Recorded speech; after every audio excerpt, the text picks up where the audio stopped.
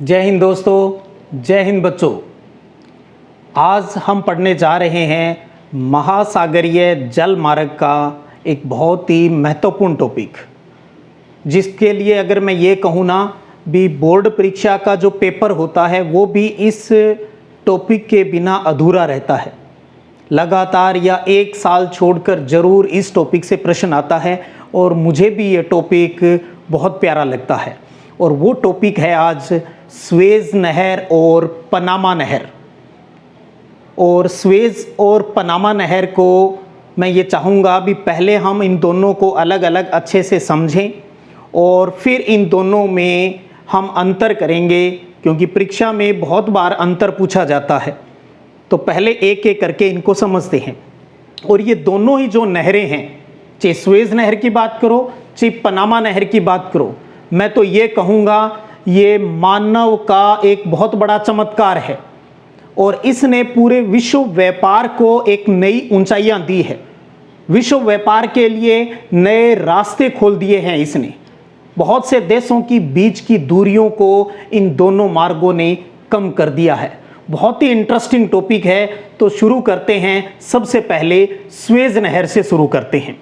Suez नहर, ये आपके सामने मैंने एक साइड का विश्व मानचित्र बनाया है, जिसमें आप यहाँ देख पा रहे हो ये यूरोप महाद्वीप, ये एशिया महाद्वीप, ये अफ्रीका महाद्वीप और नीचे साइड में ऑस्ट्रेलिया महाद्वीप है। तो सबसे पहले तो हम ये समझें भी ये नहर वो कहाँ पर है, कहाँ पर बनी हुई है। तो आप देखिएगा ये है अफ्रीका महाद्वीप। अफ्रीका महाद्वीप का यहाँ पर देश पड़ता है मिस्र, जिसका इधर वाला जो कुछ हिस्सा है वो एशिया महाद्वीप में आता है, बाकी मिस्र है वो अफ्रीका महाद्वीप का एक देश है। मिस्र के अंदर पोर्ट सईद से लेकर स्वेज तक ये है यहां पर स्वेज नहर। इधर आप देखेंगे ये है भूमध्य सागर और यहां पर ये है लाल सागर, हिंद महासागर का हिस्सा है। और ये इधर आपको पता है अटलांटिक महासागर है।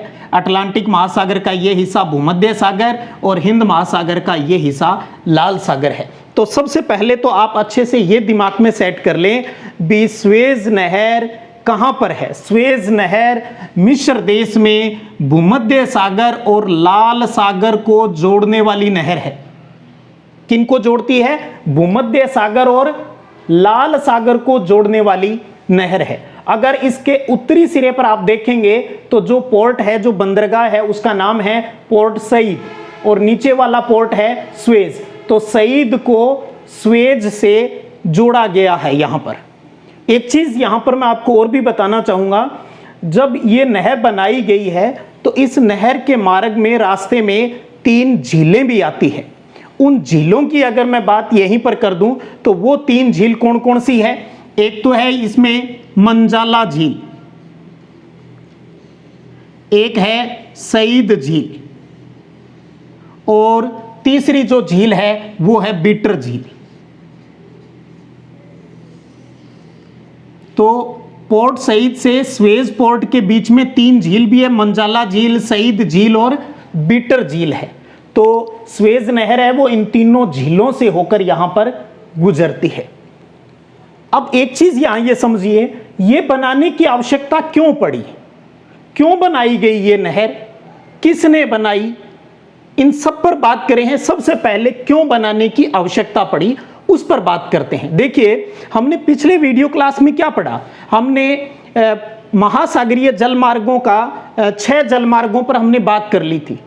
उसमें याद है आपको 2 मार्ग, एक बताया था मैंने भूमध्य सागर और हिंद महासागर जलमार्ग, इसकी बात की थी। दूसरा हमने कहा था उत्मासा अंतरीप जलमार्ग की बात की थी। आपको भारत में आना है, ये अपना देश है भारत, आपको भारत आना है। कहां से आना है? ये रहा इंग्लैंड, इंग्लैंड से आपको भारत आना है।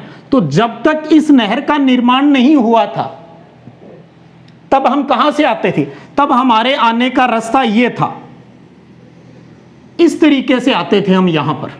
देखिएगा कितनी घुमावदार रास्ते से होकर, यानी पूरा अफ्रीका महाद्वीप का लगभग एक राउंड लगाते हुए हम यहां पर पहुंचते थे।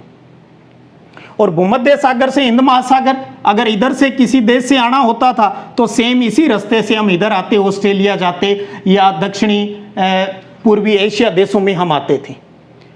तो इस मार्ग को खोलना, इस स्थल भूमि पर नहर बनाना अति आवश्यक हो गया था। ये इंजीनियरों को और वहाँ के शासकों को ये बात समझ में आ गई थी भी क्यों न इस जमीन को खोदकर यहाँ पर एक नहर बना दी जाए, तो भैया हमें इतना लंबा चौड़ा रास्ता है वो तय नहीं करना पड़े। तो इसलिए यहाँ पर ये नहर बनाई, और ये नहर बनते ही अब आप समझ गए होंगे भूमध्य सागर और लाल सागर यानी हिंद महासागर, ये सीधा रास्ता खुल गया। तो हमें भारत आना है, इंग्लैंड से भारत आना है, फ्रांस से भारत आना है, तो ये राउंड क्यों लगाएं, शॉर्टकट रास्ता बन गया ना अपना भी, इधर से होके हम इस तरीके से हम इंडिया पहुंच जाएंगे। हजारों किलोमीटर की दूरी हमारी कम हो गई। कितना बड़ा फायदा हुआ। तो बहुत ही महत्वपूर्ण ये नहर है।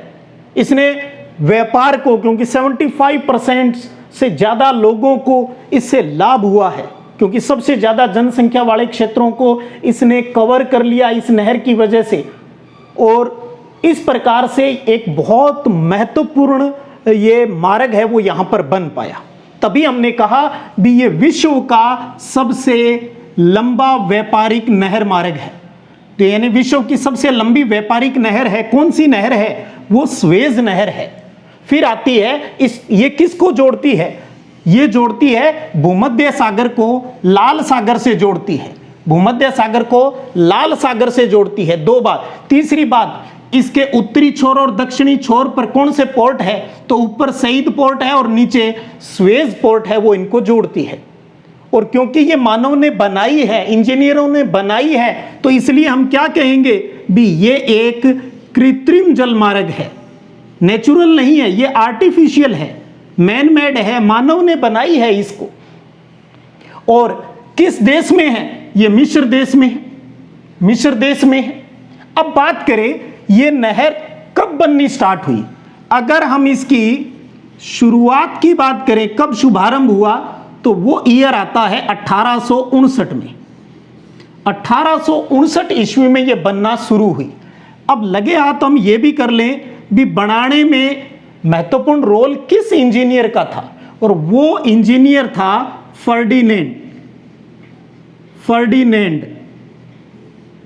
और कहां का था? ये फ्रांस का था। ये इंग्लैंड के पास यहां पर फ्रांस है, तो ये फ्रांस का इंजीनियर था। इसने इसको बनाना शुरू किया 1859 में। अब बात आती है भाई पूरी कब हो गई? लगभग 10 साल लगे इसको पूरा होने में। 1869 में इसका जो निर्माण है वो पूरा हो गया।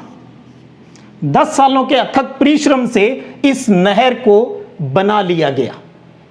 अब बात करें और भी इसकी लंबाई और चौड़ाई, तो 1869 में जो मैंने कहा ना पूर्ण कर लिया, इसका मतलब ये क्या हुआ? इसका मतलब हुआ भी यातायात के लिए, जल यानों के लिए इस मार्ग को ओपन कर दिया गया। पहले स्टार्टिंग में केवल दिन में ही जलयान यहां से गुजरते थे, लेकिन अब दिन में और रात में दोनों टाइम यहां से जलयान है वो गुजरते हैं यहां पर। अब बात करें इस नहर की लंबाई की, भी ये नहर है जो स्वेज नहर जो बनाई गई है, इसकी लंबाई कितनी है? तो वो है 162 किलोमीटर, 162 किलोमीटर इसकी लंबाई है। अगर हम इसकी चौड़ाई, एवरेज चौड़ाई ले लें, क्योंकि कहीं कम है कहीं ज्यादा, एक औसत अगर चौड़ाई की अगर बात करें तो वो चौड़ाई है 60 मीटर। तो 162 किलोमीटर लंबी है और 60 मीटर इसकी चौड़ाई है। अगर हम इसकी गहराई की एवरेज देखें भी गहरी कितनी है ये, तो वो है लगभग 10 मीटर। 10 मीटर इस स्वेज नहर की गहराई है यहां पर। और इस मार्ग से डेली लगभग 100 जलयान है वो क्रॉस करते हैं यहां से। और यहां से जो जलयान क्रॉस करते हैं उनकी स्पीड बहुत कम होती है, लगभग यूं कहूं भी 11 से 16 किलोमीटर प्रति घंटा की रफ्तार से ही यहां से जलयान गुजरते हैं। आपके दिमाग में हो सकता है भी इतनी स्लो क्यों चलती है? क्योंकि इस नहर के किनारों के टूटने का डर रहता है। और एक जलयान जब आगे चलता है तो अभी जब वो क्रॉस कर जाता है तब उसके बाद यहां से दूसरा जलयान की बात है वो जो क्रॉस है वो उसको किया जाता है। एक साथ दो जलयानों को यहाँ क्रॉस नहीं करवाया जाता है, नहीं करवाया जाता है, क्योंकि किनारों के यानी वो ये नहर के टूटने का है वो डर है वो रहता है। और लगभग कहते हैं भी 12-13 घंटे हैं वो इसको क्रॉस करने में है वो लग जाते हैं जलयान को। अब देखिएगा भी हमने कह दिया ये मिस्र देश का में है, मिस्र देश में है, लेकिन अब हम ये समझें क्या इस पर अधिकार भी मिस्र का है? तो एक बहुत महत्वपूर्ण बात यहां पर समझिए, जब ये नहर बनाई गई थी, किसने बनाई? फर्डिनैंड डी लेप्स नामक इंजीनियर था जो फ्रांस का था। इंजीनियर था भी, वो तो मिस्त्री था, वो तो बनाने के लिए नक्शा देने वाला था, सलाह देने वाला था। उसने दे दी भी, बता दिया हमें भी हाँ इस प्रकार से ये बना सकते हो आप, और उसने पूरा बनाने में अपना योगदान दिया। लेकिन उस टाइम अकेले मिस्र का इस पर अधिकार नहीं था। इस पर जो अधिकार था वो थी स्वेज कैनाल कंपनी बनी थी, एक स्वेज कैनाल कंपनी। और इस स्वेज कैनाल जो कंपनी में 50% जो हिस्सा था वो फ्रांस का था, शेयर जो था 50% फ्रांस का था इस कंपनी में, और बाकी के लगभग जो 50% जो शेयर था वो बात करें तुर्की का था, मिस्र का था, और यहां पर जो अरब कंट्रीज है उनका शेयर था। लेकिन बाद में क्या कर लिया, इसके ऊपर इन शेयर को किसने खरीद लिया? ब्रिटिश सरकार ने खरीद लिया, अंग्रेजों ने खरीद लिया। तो इसका मतलब फिर ये किसके अधीन हो गई? अंग्रेजों के अधीन हो गई, इंग्लैंड का अधिकार हो गया इस पर, ब्रिटिश का सरकार का इसके ऊपर अधिकार हो गया। लेकिन 1956 में भाई मिस्र में सारी नहर जाए और राजा कोई और हो, तो ये मिस्र को कहां पसंद थी ये बात। तो 1956 में मिस्र सरकार ने इसका राष्ट्रीयकरण कर लिया, अपने देश का की जो नहर है वो घोषित कर दी भी ये तो हमारी है भाई। तो 1956 में मिस्र सरकार ने इसका राष्ट्रीयकरण है वो कर लिया। अब बात ये आई भी हमें यूएनओ से परमिशन भी लेनी थी, संयुक्त राष्ट्र संघ से। तो और 1967 में लगभग 12 साल बाद 1967 के अंतर्गत यूएनओ ने इसकी परमिशन भी दे दी भी ठीक है भाई, आज से इसका नियंत्रण है, रख रखाव है, वो सारी जिम्मेदारी है वो मिस्र देश की रहेगी। तो 1967 के अंतर्गत यूएनओ ने इसको परमिशन प्रदान है वो कर दी थी। अब एक चीज यहां पर ये समझिए भी इस नहर के बनने से लाभ किसको मिला, फायदा किसको मिला? तो देखिएगा आपको इसमें कहीं रट्टा मारने की जरूरत नहीं है। आपके दिमाग में ये थोड़ी सी अगर ये पिक्चर क्लियर है, ये मानचित्र थोड़ा सा क्लियर है, तो देखिएगा यहां से जलयान आएंगे। और जलयान क्यों आते हैं? मोस्टली माल ढोने के लिए ज्यादातर भी। ये यूरोप है वो औद्योगिक दृष्टि से बड़ा प्रसिद्ध क्षेत्र है। तो ये अपने बने हुए माल को जहां जरूरत है वहां पर पहुंचाएंगे, तो ये भी लाभ कमाएंगे और उनको भी लाभ मिलेगा। अगर ज्यादा माल पहुंचेगा तो थोड़ा सस्ता मिल जाएगा भी। तो किन को फायदा होगा? तो यहां से जब आएगा तो ये अपना क्या है, अफ्रीका, ये अफ्रीका का कौन सा हिस्सा है? पूर्वी। तो पूर्वी अफ्रीका के इन देशों को लाभ होगा इससे। और यहां पर जो अरब कंट्रीज है उनको लाभ होगा, एशिया के, भारत को लाभ होगा, पाकिस्तान को लाभ होगा, यहां श्रीलंका उसको लाभ होगा, बांग्लादेश, थाईलैंड, म्यांमार, उन सबको लाभ होगा। और इसके साथ साथ नीचे ऑस्ट्रेलिया, न्यूजीलैंड है, उनको भी फायदा होगा, क्योंकि शॉर्टकट रास्ता बन गया तो जल्दी माल वहां पर पहुंचा जा सकता है, खर्चा कम आएगा। तो लाभान्वित देश आप अपने आप लिख सकते हैं इस प्रकार से भी। पूर्वी अफ्रीका, एशिया, दक्षिणी पूर्वी एशिया, ऑस्ट्रेलिया और न्यूजीलैंड के जो देश हैं उनको सबसे ज्यादा लाभ इससे प्राप्त होता है। और यूरोप से अगर हम बात करें तो यहां अगर आपसे कोई एक देश पूछ ले भी सबसे ज्यादा बड़ा बेनिफिट कौन उठाता है, तो वो जो लाभ मिलता है जिस देश को, वो है ब्रिटेन, इंग्लैंड। ब्रिटेन को सबसे ज्यादा लाभ पहुंचता है, ये अपना माल सबसे ज्यादा इन देशों में है वो खपाता है, तो सबसे ज्यादा लाभ ब्रिटेन इससे उठाता है।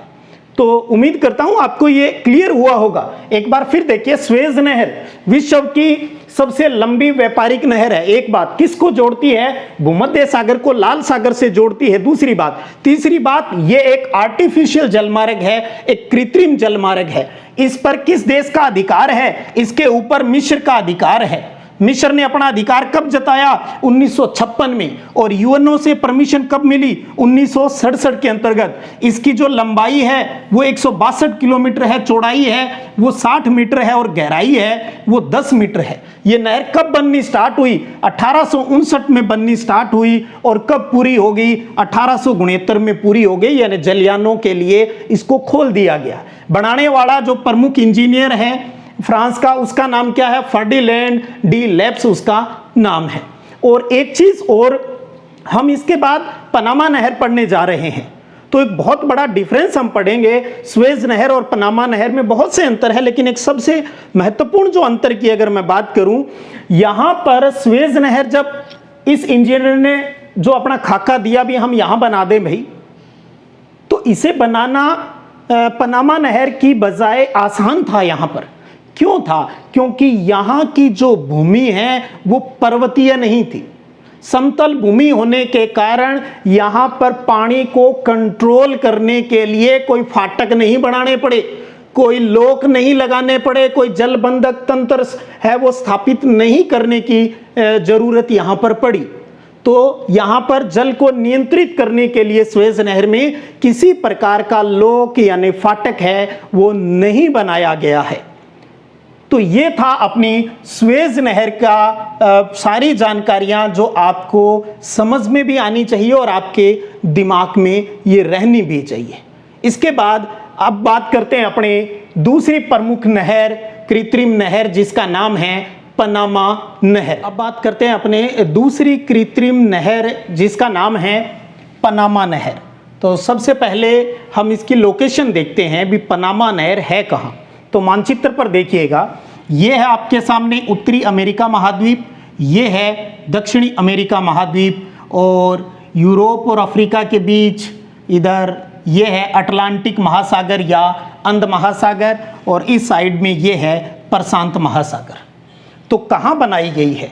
देखिएगा, यहाँ पर ये मध्य अमेरिका है। मध्य अमेरिका का एक देश है पनामा, बहुत छोटा सा देश है पनामा, और यहाँ कोलंबिया से ये दक्षिणी अमेरिका स्टार्ट हो जाता है। तो ये है यहाँ पर पनामा नहर, जो ये रेड कलर में यहाँ दिखा रखी है, ये पनामा नहर है। जो किसको जोड़ती है? ये जोड़ती है अटलांटिक महासागर को प्रशांत महासागर से। तो पनामा नहर है वो अटलांटिक महासागर को जोड़ती है प्रशांत महासागर से। तो ये तो पहली महत्वपूर्ण बात होगी, इसकी विशेषता हो गई भी पनामा नहर किन को जोड़ती है। याद कीजिए, हमने सुएज नहर पढ़ा था। सुएज नहर यहाँ पर ये भूमध्य सागर और इधर अफ्रीका के लाल सागर है। तो भूमध्य सागर और लाल सागर को जोड़ती है सुएज नहर, और पनामा नहर जोड़ती है अटलांटिक महासागर को प्रशांत महासागर से जोड़ती है। या यूं कह दूं, उत्तरी अमेरिका और दक्षिणी अमेरिका महाद्वीप को अलग करने वाली नहर कौन सी है? वो है पनामा नहर है। अब बात आती है भी ये नहर कब बनी, किसने बनाई? देखिएगा, इसके बनने के इतिहास की अगर हम बात करें तो प्रयास तो स्टार्ट हो गया था 16वीं सदी से। 16वीं सदी से ही इसको बनाने का प्रयास हुआ। बहुत से देशों के शासकों ने इंजीनियरों की मदद से इस नहर को बनाने की कोशिश की भी, ताकि पहले हम जो इधर से आते थे, यूरोप से आना होता था, तो इतने पूरे अफ्रीका दक्षिणी अमेरिका महाद्वीप को घूम के इधर आना पड़ता था।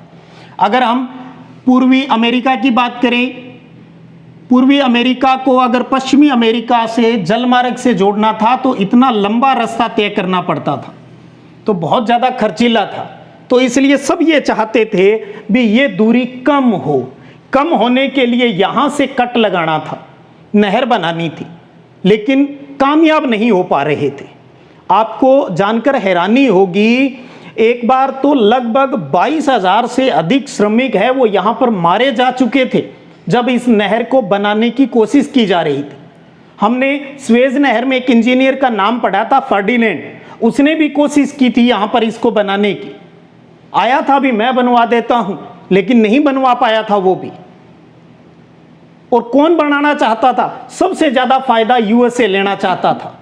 वो चाहता था मेरा पूर्वी हिस्सा पश्चिमी हिस्से से जल मार्ग से शॉर्टकट है वो जुड़ जाए। इतना लंबा सफर की बजाय ये शॉर्टकट रास्ता मेरे दोनों छोर हैं, पूर्वी और पश्चिमी, एक शॉर्टकट जल मार्ग से जुड़ जाए। तो यूएसए चाहता था। तो यूएसए ने क्या किया? एक संधि के तहत इस पनामा से कोलोन तक की, इसका जो ऊपर वाला छोर है इस नहर का कोलोन और नीचे वाला पनामा, तो कोलोन से पनामा तक जो उसने नहर बनाने का सोचा, उसके आसपास का 8 किलोमीटर तक का जो इलाका है वो खरीद लिया इसने। किसने? यूएसए ने खरीदा, ध्यान दीजिएगा, ताकि फायदा भी इसी को मिलना था। तो खरीद कर इस नहर बनाने का काम है वो शुरू करवाया। तो शुरुआत इसकी हम मानेंगे 1904 से। तो 1904 में यूएसए ने इसके लिए प्रयास स्टार्ट किया। और फिर आती है भी इसका निर्माण है वो कब पूरा हो गया? निर्माण पूरा हुआ 15 अगस्त 1914 को, यानी लगभग 10 साल लग गए इस नहर को बनाने में। बहुत दिक्कत आई, बहुत प्रॉब्लम्स आई। हो सकता है आपके दिमाग में आए भी क्या प्रॉब्लम आई? प्रॉब्लम ये थी भी यहाँ की जो भूमि है, यहाँ की जो स्थलीय भूमि जो है वो पर्वतीय थी, ऊबड़ खाबड़ थी। यहाँ से नहर निकालना आसान काम नहीं था। जबकि सुएज वाले में तो दिक्कत ही नहीं थी, समतल भूमि थी, कोई पर्वतीय क्षेत्र नहीं था, तो आसानी से नहर फर्टिलैंड ने वहां से निकलवा दी। जबकि यहाँ ऐसा संभव नहीं था। पर्वतीय भूमि होने के कारण उन पर्वतों, क्योंकि ऊंचे थे, उस ऊंचाई को पार करके एक जलयान को एक स्थान से दूसरे स्थान पर पहुंचाने में दिक्कत आ रही थी। क्योंकि उन बाधाओं को दूर करने के लिए हमें जल बंधक बनाने थे, फाटक बनाने थे, गेट बनाने थे। ये मुख्य कारण रहा भी। इसको बनाने में टाइम भी खूब लगा और टाइम के साथ साथ नुकसान बहुत ज्यादा उठाना पड़ा। इसलिए इसको बनाने में ज्यादा टाइम से मतलब मैं कह रहा हूं भी 16वीं सदी से प्रयास हो रहा था भाई, कहां जाकर 1914 में हम इसको पूर्ण कर पाए। क्योंकि पर्वतीय भूमि थी, उन पर्वतों को पार करवाना, जलयानों को पार करवाना बड़ा मुश्किल काम था। क्यों? क्योंकि गेट बनाने थे, फाटक बनाने थे। इसलिए 1904 से इसको सही सिस्टमेटिक तरीके से इसकी शुरुआत की गई और 1914 में ये बनकर है वो तैयार हो गया। अब इसका एक सिरे की बात करें तो कोलोन है और दूसरा सिरा कौन सा है? पनामा है। किसने बनाया? यूएसए ने बनवाया। तो अब हम ये कहें भी इस नहर के ऊपर अधिकार किसका रहा? भाई उसने जमीन खरीद कर बनवाया था, मोल ली थी उसने जमीन। तो 85 सालों तक, 85 वर्षों तक, यानी 1914 से 85 वर्षों तक जो अधिकार है वो किसके पास रहे? इस नहर का यूएसए के पास रहा। और बाद में 1 जनवरी सन 2000 को इस नहर का जो अधिकार है वो किसको दे दिया गया? पनामा देश को दे दिया गया। भी पनामा अब तू ही संभाल इसको, अच्छे से इसकी रख रखाव करना भाई, हमें जरूरत पड़ती रहेगी। हमने बहुत लंबे टाइम तक इसकी देखरेख कर ली। तो 85 वर्षों तक यूएसए ने, क्योंकि उसी ने बनाया, उसी का अधिकार रहा। सन 2000 में 1 जनवरी 2000 को पनामा देश को इसको अधिकार है वो दे दिया गया। अब बात आती है भी ये जो नहर है इसकी लंबाई, चौड़ाई और गहराई, जैसे हमने सुएज की बात की, तो इस नहर की अगर हम लंबाई की बात करें तो लंबाई है 82 किलोमीटर है, 82 किलोमीटर है। और इस नहर की अगर चौड़ाई की बात करें तो वो है 90 मीटर, 90 मीटर इसकी चौड़ाई है। गहराई की बात करता हूं तो वो है 12 मीटर। पनामा नहर की गहराई है वो 12 मीटर है। इसके बाद आती है भी फायदा किसको हुआ? एक शब्द में अगर उत्तर देना पड़े तो आप यही कहेंगे यूएसए को सबसे ज्यादा फायदा हुआ। पूर्वी अमेरिका को पश्चिमी अमेरिका से इस शॉर्टकट मार्ग से जोड़ा गया। पूर्वी अमेरिका को पश्चिमी अमेरिका से जोड़ा गया तो फायदा भी सबसे ज्यादा किसने लिया है और ले रहा है, तो वो देश है यूएसए। इसके साथ साथ दक्षिण अमेरिका के इन देशों को भी फायदा हुआ इससे, तो सबसे ज्यादा फायदा है वो यूएसए को हुआ। अब एक चीज इसमें जो सबसे ज्यादा समझने की है वो ये है भी, हमने कहा ये पर्वतीय क्षेत्र है, यहां से नहर बनाना थोड़ा मुश्किल काम था, तो फिर किस प्रकार से फाटक बनाए गए, गेट बनाए गए और इस नहर को कंप्लीट किया गया। तो यहां इस नहर को अगर हम इस प्रकार से समझ लें, थोड़ा सा ये नहर है, हम थोड़ी बड़ी करके दिखा देते हैं, ये कोलोन हो गया, ये पनामा हो गया।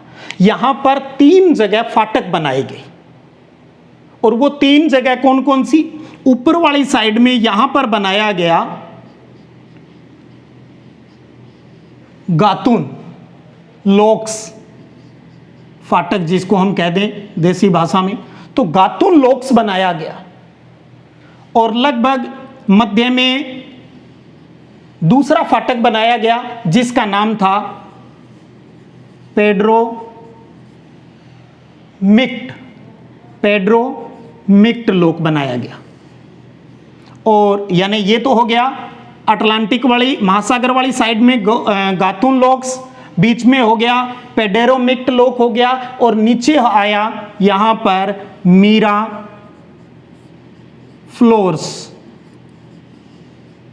फ्लोर्स लॉक्स, जो प्रशांत महासागर की साइड में रहा।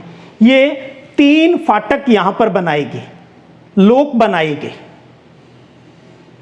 अब इसमें क्या था? इसमें था भी जैसे इधर से एक जलियान आया, जैसे जलियान पहले फाटक गातून लॉक्स के पहले फाटक पर पहुंचता था, यहां पर रोक लिया जाता था। यहां रोकने के बाद ये गेट खुलता, गेट खुलने के बाद जलियान को अंदर ले लिया जाता, अंदर ले जाके पीछे वाले गेट को वापस बंद कर दिया जाता, और फिर इसमें पानी भरा जाता। क्योंकि अब मैंने कहा ना, इसके जस्ट जो आगे वाला जो इलाका है वो पर्वतीय भूमि के कारण ऊंचा इलाका था, नीचे जमीन है वो उठी हुई थी, तो वहां पर वो चलने में जलियान को दिक्कत आएगी, तो हमें उस जलियान को ऊपर उठाना था। ऊपर किससे उठाएं? यहाँ जैक तो लगने से रहा, हम पानी से ही ऊपर उठाए। तो दोनों अंदर फाटक में लेके, और पहले वाला फाटक बंद है और जो हमने पहले खोला उसको भी हमने बंद कर दिया। अब इसमें पानी भरना है। फिर बात आई भी पानी कहां से भरते हो भी आप? पानी भरा जाता है, इसके पास वाली एक झील है जिसका नाम है गाटून झील। गाटून बोलो या गातून बोलो, वो तो अंग्रेजी हिंदी की समस्या रहती है। तो गाटून झील से इसके अंदर पानी भर दिया जाता है। तो पानी का लेवल ऊपर आते ही जलियान भी ऊपर उठ जाएगा, और ऊपर उठते ही इस गेट को खोल दिया जाएगा, और जलियान है वो उस ऊंचाई को पार करके आगे आ जाएगा। इसी प्रकार दूसरे पर सेम सिस्टम, इसी प्रकार तीसरे लॉक पर यह किया जाता है, और जलियान को एक छोर से दूसरे छोर तक पहुंचा दिया जाता है। इसी प्रकार जब वापस आता है जलियान, तो वही रिवर्स प्रक्रिया अपना दी जाती है, पानी को कम करके, क्योंकि पानी को बढ़ाएंगे तो ऊपर चला जाएगा जलियान, कम करेंगे तो नीचे आ जाएगा। तो इस प्रकार से जलियानों को क्रॉस करवाने के लिए इसमें ये 3 जो लॉक्स हैं, सिस्टम है, जल बंधक जो सिस्टम है वो बनाया गया। 3 कौन कौन से? गातून लॉक्स, पेडेरोमिक लॉक्स और मीरा फ्लोर्स लॉक है, वो इसके अंतर्गत बनाई गई। अब हम थोड़ा सा एक वीडियो या यूं कहूं वीडियो पिक्चर के माध्यम से मैं चाहता हूं आप इसको देख भी लें भी किस प्रकार से इन फाटक को है वो क्रॉस करते हैं। तो स्क्रीन पर अब आप देख सकते हैं। अब आप स्क्रीन पर देख रहे हो भी किस प्रकार से जो जलियान है वो अंदर आ रहा है, फिर पानी भर जाता है, फिर आगे निकल जाता है। तो इस प्रकार इस नहर में 6 जलबंधक तंत्र से प्रवेश करते हुए 3 लॉक प्रणाली है, गातून लॉक्स, पेडेरोमिक लॉक और मीरा फ्लोर लॉक्स। और इन लॉक्स के द्वारा ही जहाज है वो पर्वतीय भूमि को पार कर लेती है। और इस नहर से होकर जाने पर न्यूयॉर्क और सैन फ्रांसिस्को के मध्य की दूरी है वो हॉर्न अंतरीप की तुलना में लगभग 13,000 किलोमीटर कम हो गई है, न्यू ऑरलियंस से सैन फ्रांसिस्को की दूरी लगभग 9000 किलोमीटर, न्यूयॉर्क से सिडनी की लगभग 6500 किलोमीटर, और इसी प्रकार न्यूयॉर्क से वालपराइसो चिली जाने में लगभग 6 किलोमीटर की बचत है वो हो जाती है। इस नहर का आर्थिक महत्व की अगर बात करें, इस नहर का जो आर्थिक महत्व है वो स्वेज नहर से बहुत कम है, लेकिन फिर भी यूएसए को इससे बड़ा फायदा है और इसके साथ साथ दक्षिणी अमेरिका महाद्वीप की अर्थव्यवस्था में भी इसका महत्वपूर्ण रोल रहता है। तो इसलिए ये भी स्वेज से कम महत्वपूर्ण है, लेकिन यूं कहें कम है, ये नहीं है भी इम्पोर्टेंस नहीं है, इम्पोर्टेंस इसका बहुत बड़ा है। तो ये थी अपनी दूसरी कृत्रिम नहर जिसका नाम था पनामा नहर। अब हम बोर्ड परीक्षा की दृष्टि से एक बार मैं चाहता हूं हम इसको समअप कर लेते हैं और एक प्रश्न के माध्यम से कर लेते हैं भी स्वेज नहर और पनामा नहर में अंतर बताइए, जिसमें हम कुछ महत्वपूर्ण बिंदुओं को लेकर अंतर करते हैं और अक्सर बोर्ड परीक्षा में इसी प्रकार से पूछा भी जाता है। तो अब पनामा नहर और स्वेज नहर में अंतर, स्वेज नहर और पनामा नहर में इन प्रमुख 6 बिंदुओं के आधार पर अंतर भी कर लेते हैं ताकि पूरा टॉपिक है वो समझ में आ जाएगा अच्छे से। तो सबसे पहले बात करते हैं स्वेज नहर और पनामा नहर की लोकेशन क्या है, ये कहाँ अवस्थित है या किन को जोड़ती है। तो जैसे आपको पता है स्वेज नहर है वो भूमध्य सागर को लाल सागर से जोड़ती है। आप अपने नोट्स में इस पूरी लाइन को लिखेंगे, भूमध्य सागर को लाल सागर से जोड़ती है। पनामा नहर में आप लिखेंगे भी अटलांटिक महासागर को प्रशांत महासागर से जोड़ती है, अटलांटिक महासागर को प्रशांत महासागर से जोड़ती है। दूसरा आता है भी किस देश का अधिकार है। स्वेज नहर पर वर्तमान में आप लिखेंगे भी मिस्र देश का अधिकार है और पनामा नहर में आप लिखेंगे पनामा देश का अधिकार है। तीसरा आता है लंबाई, चौड़ाई और गहराई, तीनों बातों को लेकर। तो स्वेज नहर की लंबाई की अगर बात करें तो वो है 162 किलोमीटर, 162 किलोमीटर। पनामा नहर की जो लंबाई है वो है 82 किलोमीटर, 82 किलोमीटर। चौड़ाई देखते हैं तो स्वेज नहर की जो चौड़ाई है वो 60 मीटर है, जबकि पनामा नहर की जो चौड़ाई है वो इससे अधिक है, वो है 90 मीटर। गहराई की अगर बात करें तो स्वेज नहर की जो गहराई है औसतन 10 मीटर है और जबकि इसकी गहराई है वो 12 मीटर है। तो देखिए डिफरेंस क्या है, ये 162, ये 82, लगभग आधी। ये 60 है लेकिन ये चौड़ाई इसकी ज़्यादा है, किसकी, पनामा की, और गहराई भी पनामा की ज़्यादा है। तो ध्यान दीजिएगा, ये 60 वो 90, ये 10 वो 12 मीटर है, वो गहराई लिए हुए हैं। अब आती है बात भी स्वेज नहर और पनामा नहर का निर्माण कब शुरू हुआ और पूर्ण कब हुआ। तो आप लिख सकते हैं यहाँ निर्माण वर्ष है वो है 1859 स्वेज नहर का, और पूर्ण होने का है वो है 1869। 1859 में बनना स्टार्ट हुई और 1869 में ये पूरी हो जाती है। पनामा नहर की बात करें तो 1904 में निर्माण शुरू हुआ और 1914 में निर्माण है वो पूर्ण हो जाता है। उसके बाद आता है जलबाधक। बहुत प्यारी बात पूछी है, आपको मैंने क्लियर कर दिया, स्वेज नहर में कोई जलबाधक नहीं है। स्वेज नहर में कोई जलबाधक नहीं है क्योंकि लगभग वहाँ की जो भूमि है वो समतल है। तो समतल भूमि होने के कारण, या आप ऐसे लिख सकते हो पर्वतीय भूमि नहीं होने के कारण स्वेज नहर में कोई जलबाधक यानी कोई फाटक, लॉक्स है वो नहीं बनाए गए हैं। जबकि पनामा नहर की बात करते हैं तो इसमें 6 जलबंधक तंत्र द्वारा 3 लॉक सिस्टम बनाए गए हैं।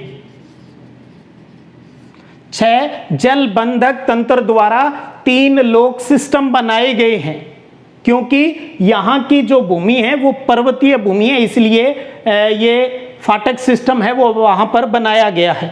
नाम लिखना चाहे तो नाम भी लिख सकते हैं। तीनों कौन से लिखे थे हमने? गार्टून लिखा था, पिड्रोमिक्ट लिखा था, और तीसरा हमने मीराफ्लोर्स लोक की बात की थी।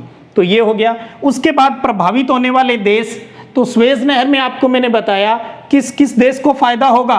पूर्वी अफ्रीका महाद्वीप के देशों को, दक्षिणी एशिया, दक्षिणी पूर्वी एशिया के देश, ऑस्ट्रेलिया को, और पश्चिमी यूरोप को। पश्चिमी यूरोप के देशों को सबसे ज्यादा इससे लाभ पहुंच रहा है। आप देशों के नाम लिखना चाहे तो जो समुद्र तल वाले देश हैं उनके नाम आप वहां पर लिख सकते हो। और एक देश ही लिखना पड़े भी सबसे ज्यादा लाभ किसका है, तो मैंने आपको बताया वो हम ब्रिटेन लिख सकते हैं। पनामा नहर की बात करें तो सबसे ज्यादा फायदा हुआ इसमें संयुक्त राज्य अमेरिका को, यूएसए को सबसे ज्यादा लाभ हुआ। हालांकि हम ये भी कह सकते हैं यहाँ पर दक्षिणी अमेरिका को भी इससे आर्थिक लाभ है वो प्राप्त हो रहा है। तो ये था स्वेज नहर और पनामा नहर का बिंदुओं के आधार पर अंतर, क्योंकि कई बार बोर्ड परीक्षा में बड़े प्रश्न के रूप में इस प्रकार पॉइंट दे देते हैं, और पॉइंट देकर पूछा जाता है तो सबसे बड़ी बात है हमें ज्यादा कुछ नहीं लिखना होता, जितनी बात पूछी है उतना लिखना है और पूरे नंबर को प्राप्त करना है परीक्षा में। तो ये था आज का बहुत ही प्यारा टॉपिक स्वेज नहर और पनामा नहर के बारे में। उम्मीद करता हूं एंजॉय किया होगा। अगले वीडियो क्लास में हम बात करेंगे वायु मार्ग की। तब तक पढ़ते रहिएगा, बढ़ते रहिएगा। जय हिंद, जय भारत।